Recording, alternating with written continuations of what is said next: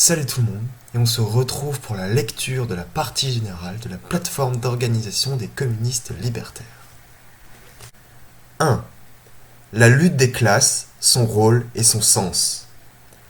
Il n'y a pas d'humanité une, il y a une humanité des classes, esclaves et maîtres. De même que toutes celles qui l'ont précédée, la société capitaliste et bourgeoise de nos temps n'est pas une. Elle est divisée en deux camps très distincts, se différenciant socialement par leur situation et leur fonctionnement. Le prolétariat, dans son sens étendu du mot, et la bourgeoisie. Le sort du prolétariat est, depuis des siècles, celui de porter le fardeau d'un labeur physique pénible, dont les fruits reviennent cependant, non pas à lui, mais à une autre classe privilégiée, détentrice de la propriété, de l'autorité et des produits de la culture, science, instruction, etc., la bourgeoisie. L'asservissement social et l'exploitation des masses laborieuses forment la base sur laquelle repose la société moderne, sans laquelle cette société ne pourrait pas exister.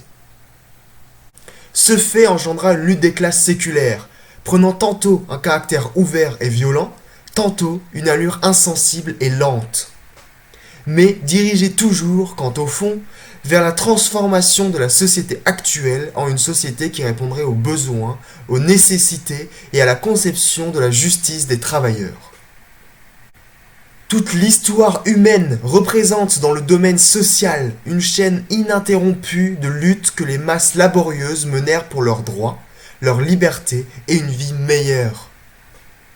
Cette lutte des classes fut toujours dans l'histoire des sociétés humaines le principal facteur qui détermina la forme et les structures de ces sociétés.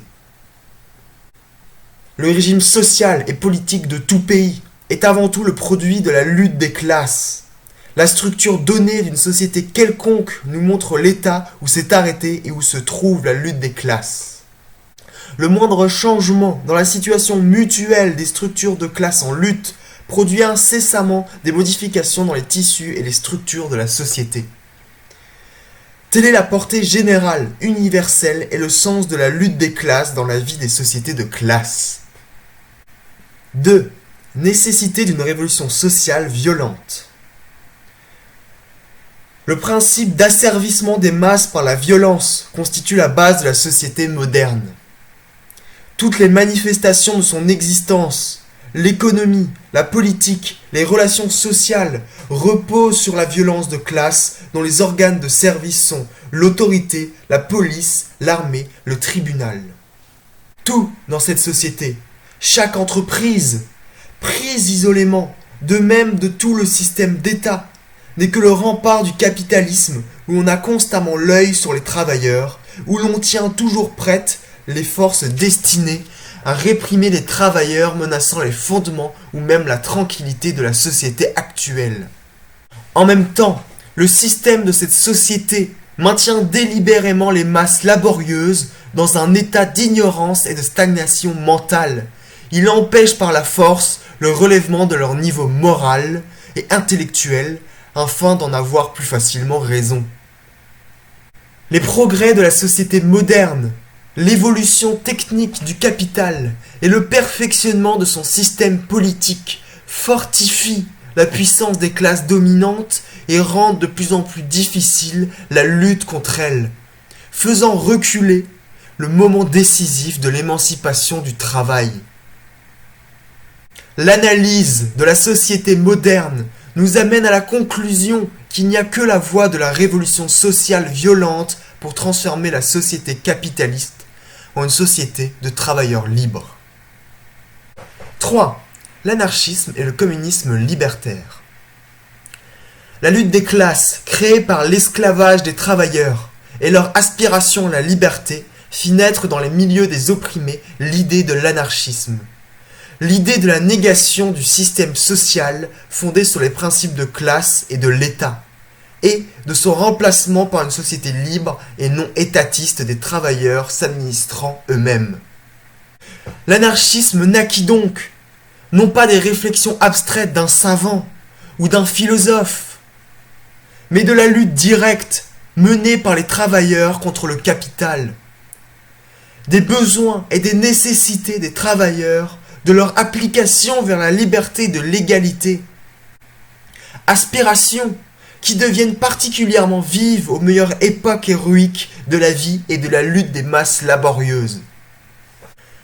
Les penseurs éminents de l'anarchisme, Bakounine, Kropotkin et d'autres, n'ont pas créé l'idée d'anarchisme, mais, l'ayant trouvée dans les masses, ont simplement aidé par la puissance de leur pensée et de leur connaissance à la préciser et à la répandre. L'anarchisme n'est pas le résultat d'œuvres personnelles, ni l'objet de recherches individuelles. De la même façon, l'anarchisme n'est nullement le produit d'aspirations humanitaires. L'humanité une n'existe pas. Toute tentative de faire de l'anarchisme l'attribut de toute l'humanité telle qu'elle est actuellement, de lui attribuer un caractère généralement humanitaire, serait un mensonge historique et social qui aboutirait infailliblement à la justification de l'ordre actuel et d'une nouvelle exploitation. L'anarchisme est généralement humanitaire, uniquement dans le sens que les idéaux des classes laborieuses tendent à rendre saine la vie de tous les hommes, et que le sort de l'humanité d'aujourd'hui ou de demain est lié à celui du travail asservi. Si les masses laborieuses sont victorieuses, l'humanité tout entière renaîtra. Si elles ne vainquent pas, la violence, l'exploitation, l'esclavage, l'oppression régneront comme auparavant dans le monde. La naissance, l'épanouissement et la réalisation des idéaux anarchistes ont leurs racines dans la vie et la lutte des masses laborieuses et sont inséparablement liés au sort de ces dernières. L'anarchisme aspire à transformer la société bourgeoise et capitaliste en une société qui assurerait aux travailleurs les produits de leur travail. La liberté, l'indépendance, l'égalité sociale et politique.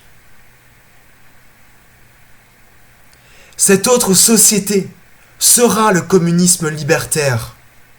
C'est dans le communisme libertaire que trouvent leur pleine expansion la solidarité sociale et la libre individualité, et que ces deux idées se développent en parfaite harmonie. Le communisme libertaire estime que l'unique créateur des valeurs sociales est le travail physique et intellectuel, et par conséquent que seul le travail a le droit de gérer toute la vie économique et sociale. C'est pourquoi il ne justifie ni n'admet en aucune mesure l'existence des classes non laborieuses. Le communisme libertaire aspire à la suppression de toute exploitation et de toute violence, aussi bien contre l'individu que contre les masses. Dans ce but, il établit une base économique et sociale qui unifie en un ensemble harmonieux toute la vie économique et sociale du pays, assure à tout individu une situation égale à celle des autres et apporte à chacun le maximum de bien-être. Cette base est la mise en commun sous forme de socialisation de tous les moyens et instruments de production, industrie, transport, terre, matières premières, et l'édification d'organismes économiques sur le principe de l'égalité d'auto-administration des classes laborieuses. Dans les limites de cette société autogérée des travailleurs, le communisme libertaire établit le principe d'égalité de la valeur et des droits de tout individu. Non pas de l'individualité en général, ni non plus de l'individualité mystique ou du concept de l'individualité, mais de l'individualité concrète. C'est de ce principe d'égalité et aussi de ce que la valeur du travail fourni par chaque individu ne peut être mesurée ni estimée que découle le principe fondamental économique, social et juridique du communisme libertaire. De chacun selon ses moyens, à chacun selon ses besoins. 4. La négation de la démocratie. La démocratie est une des formes de la société capitaliste et bourgeoise. La base de la démocratie et le maintien de deux classes antagonistes de la société moderne, celle du travail et celle du capital, et leur collaboration sur le fondement de la propriété capitaliste privée. L'expression de cette collaboration est le Parlement et le gouvernement national représentatif. Formellement, la démocratie proclame la liberté de la parole, de la presse, des associations, tant qu'elle ne conteste pas les intérêts de la classe dominante, c'est-à-dire la bourgeoisie.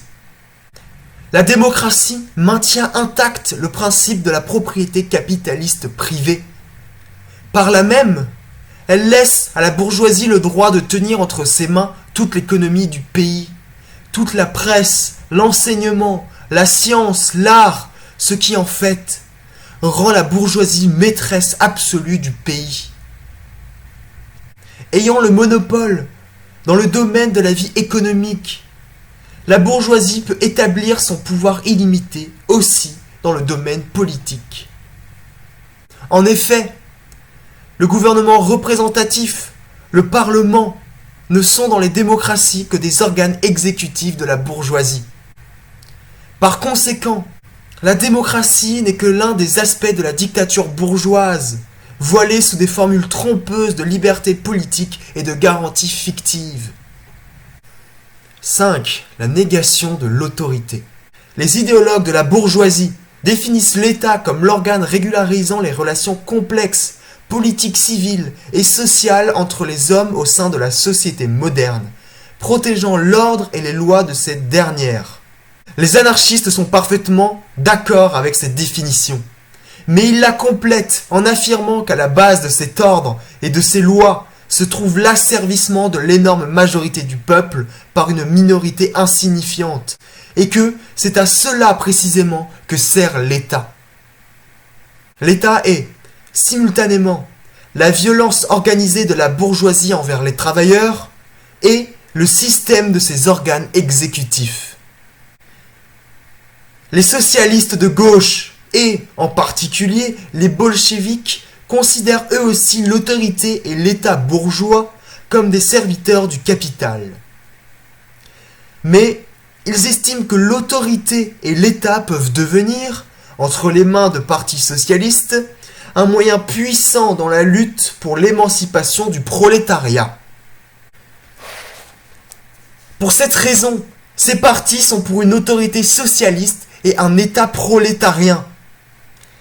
Les uns veulent la conquête du pouvoir par des moyens pacifiques, parlementaires, les sociodémocrates, les autres par la voie révolutionnaire, les bolcheviks, les socialistes, révolutionnaires de gauche. L'anarchisme considère ces deux thèses comme foncièrement erronées, néfastes pour l'œuvre d'émancipation du travail. L'autorité est toujours liée à l'exploitation et à l'asservissement des masses populaires. Elle naît de cette exploitation, ou elle est créée dans les intérêts de cette dernière. L'autorité sans violence et sans exploitation perd toute raison d'être.